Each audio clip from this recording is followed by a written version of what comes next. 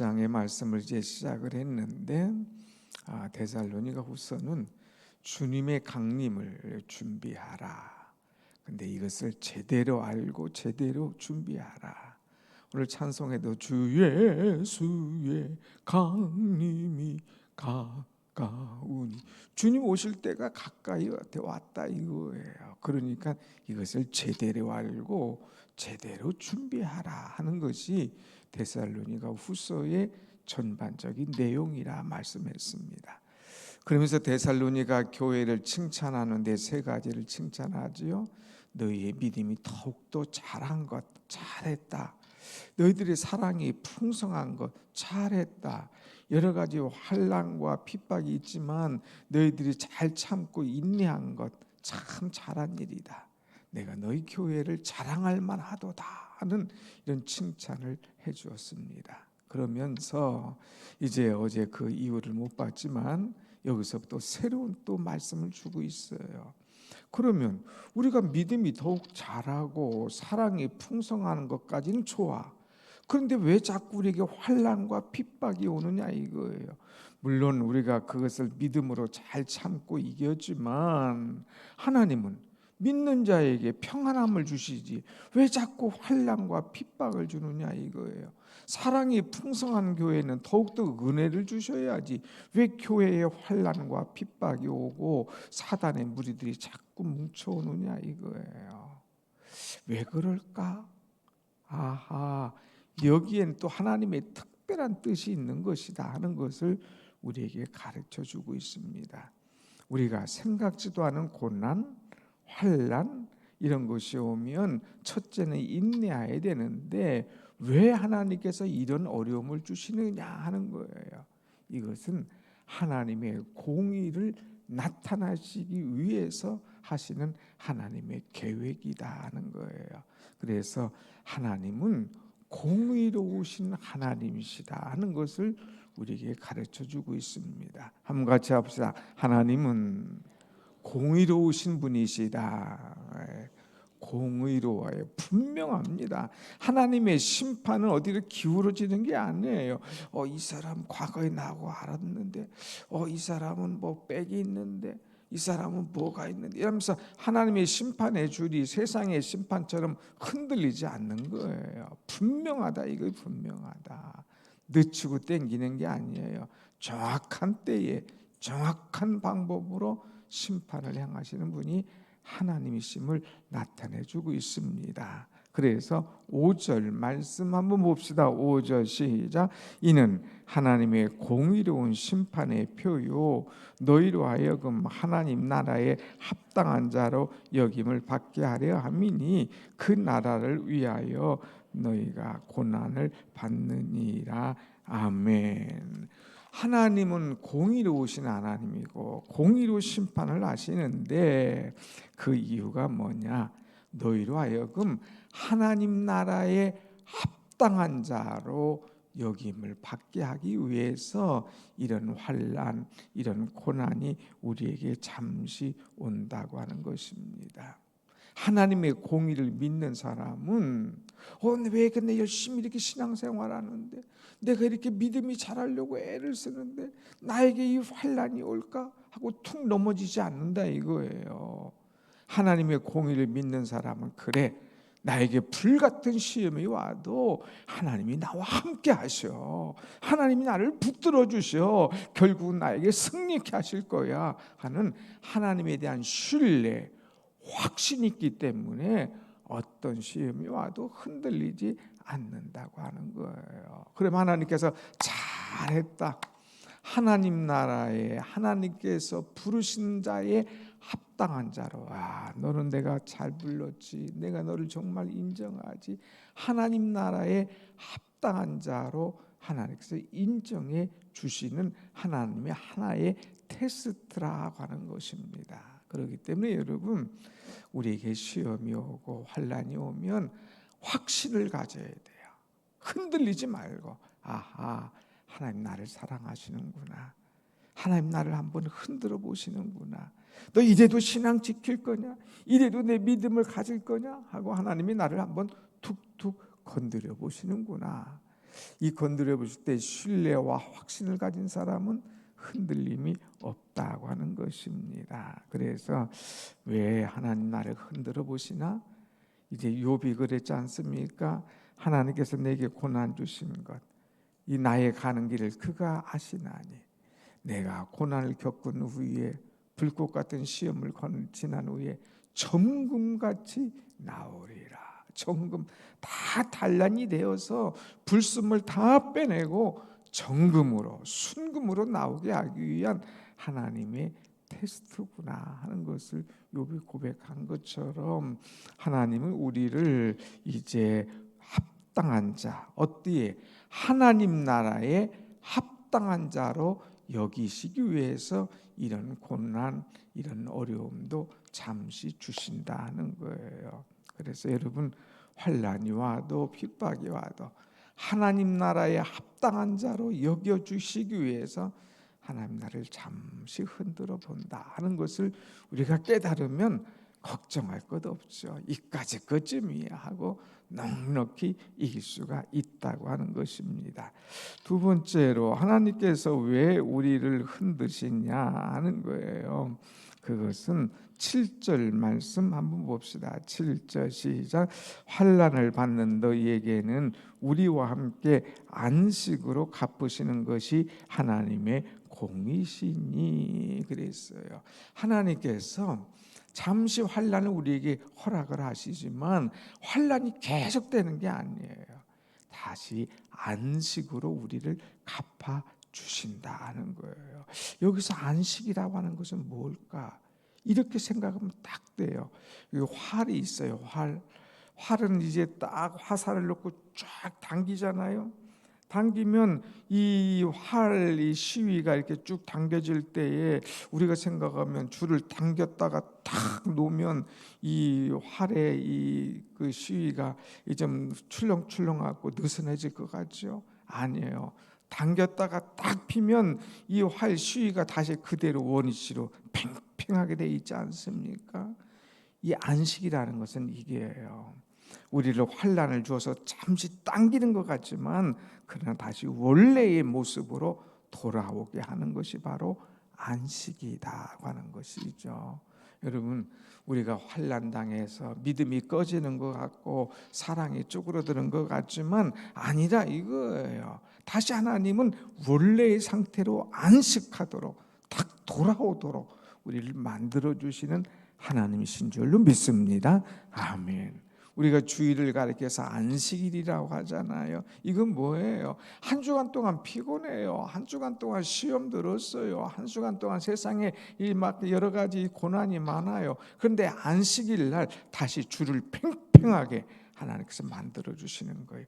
원래대로 임하고 내일 하나님의 형상으로 회복하도록 만들어 주시는 날이 주일날, 안식일날. 그러니까 우리는 주일을 철저하게 지켜야 돼요. 이 날을 찬송하고 기뻐함으로 내 영이 안식의 상태로 하나님과의 관계가 바로 된 상태로 돌아오도록 만들어 주신다니까.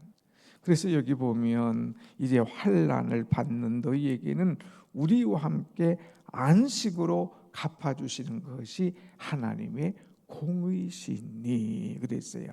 참 하나님의 공의는 다시 안식으로 다시 팽팽한 신앙인으로 만들어 주신다고 하는 거죠.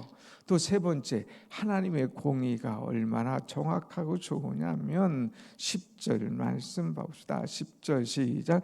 그날에 그가 강림하사 그의 성도들에게서 영광을 받으시고 모든 믿는 자들에게서 놀랍게 여기시리니 이는 우리의 증거가 너희에게 믿어졌습니다. 아멘.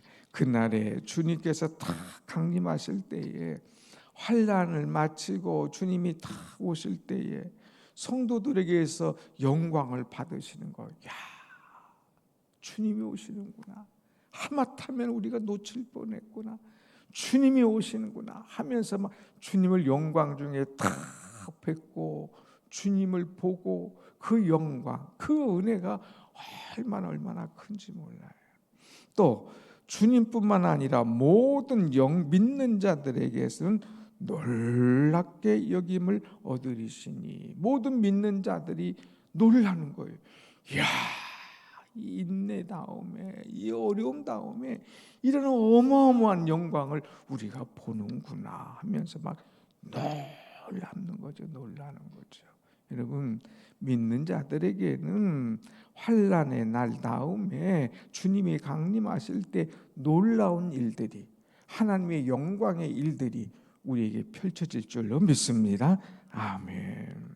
한 예로 요새 그 열대야로 막 엄청나잖아, 덥잖아요. 그런데 분명한 것은 날이 막 어마어마하게 더운 날은요, 밤에 노을이 얼마나 아름다운지 몰라요. 노을이. 제가 엊그제 이제 호수를 한 바퀴 돌았는데, 토요일 날 예배 준비, 설교 준비를 다 마치고 이제 한 바퀴를 이렇게 돌면서 말씀을 다시 한번 정리하면서 묵상하며 도는데, 뭐 이제 호수 나가서 저만큼 가니까 노을이 막 착착착착 들어오는데, 그 노을이 얼마나 아름다운지 몰라요. 그래서 사진 한 카트를 찍었었는데, 야, 그 노을 이 큰 화면, 컴퓨터 화면에다가 보니까 더 멋진 거예요. 막 새빨간 노을. 빨간 게 아니라 거기 위에가 막 그림의 작품이에요. 그 밑에 반영된 거, 호수에 반영된 것도 찍었는데, 야, 놀랍더라고요. 그냥 이런 노을은 평상 때 나오는 게 아니에요. 어마어마한 열대야가 있어야 저녁에는 이런 아름다운 노을이 쫙 나타나는 거죠. 여러분, 우리에게 엄청난 시험, 환난, 그 다음에는 이것과 비교할 수 없는 어마어마한 영광이 아름답게 나타나게 될 줄로 믿습니다. 아멘. 하나님의 영광, 와, 이거구나. 신자들이 막 그 영광을 보면서 놀라는 거예요. 그래서 사진을 하는 사람들은 이렇게 막 비바람이 치는 날은, 그 다음 날은 얼마나 깨끗한지 몰라요. 그 시야가 멀리까지 보는 거예요. 사람들은 비바람만 싫어하죠. 그러나 작가들은 그 다음 날을 기대하는 거야. 야, 오늘은 멀리까지 깨끗한 사진을 찍을 수 있구나. 막 무더운 날은 사람들은 왜 이렇게 더워하지만 작가들은 그 저녁을 기대하는 거예요. 오늘은 멋진 노을을 찍을 수 있겠구나. 마찬가지요. 우리가 신앙생활하면서 환난이 오고 핍박이 오면 기대를 하세요.